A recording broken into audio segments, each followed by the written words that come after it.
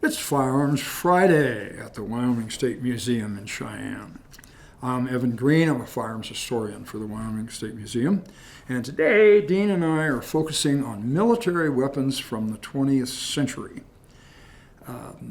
Dean, this is our last hoorah together. Dean's moving on to other things, and we think we have Plan B to continue to do Firearms Friday videos, but we wanted to get a bunch in the queue before he leaves the agency.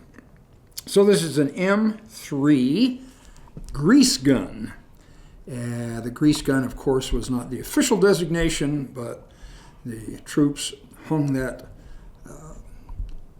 moniker on it because it looks a little bit like a grease gun. And this was an attempt to replace the Thompson. The Thompson submachine gun was expensive to make. It required a lot of milling and fitting, wood stocks, and of course this one didn't. But only about, I think, 650,000 of these were ever made and used in World War II. I think they saw some action in the Korean War, and maybe even after that as a weapon for tank crews, personnel carrier people, and that sort of thing. But it's a fairly interesting firearm, and again, much more compact and much lighter. It's got this extendable shoulder stock, flash hider on the front, and the magazine held 30 rounds. And it was one of the controversial aspects of this particular gun because that spring is just incredibly strong. So it was pretty difficult to load this with 45 ACP cartridges. If you were out on the battlefield and your hands were sweaty and the enemy was coming, it was difficult to get that magazine loaded.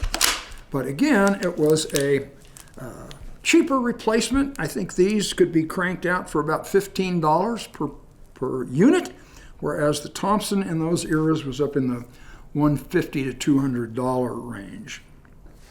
This one also fires from an open bolt.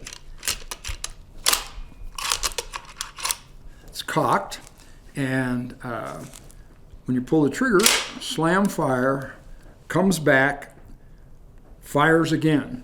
This does not have a selector switch. It is only functional in fully automatic mode.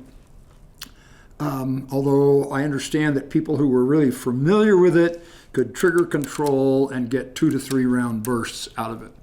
But kind of an interesting submachine gun. Again, the magazine was kind of a weak point because it was apparently easily damaged. But again, pretty cool. Cocked, fire, and this is another one of those that was demilitarized from the Rock Island Arsenal. The bore basically is welded shut. And interesting with this one is this piece of tape that's inside the dust cover. It says, "Dear Mother, I won't be home tonight." And I wish I knew the story that went with that, but somebody took some adhesive tape and put that note inside the flash hider, or inside the dust cover. So, M3, the grease gun. Thanks for watching.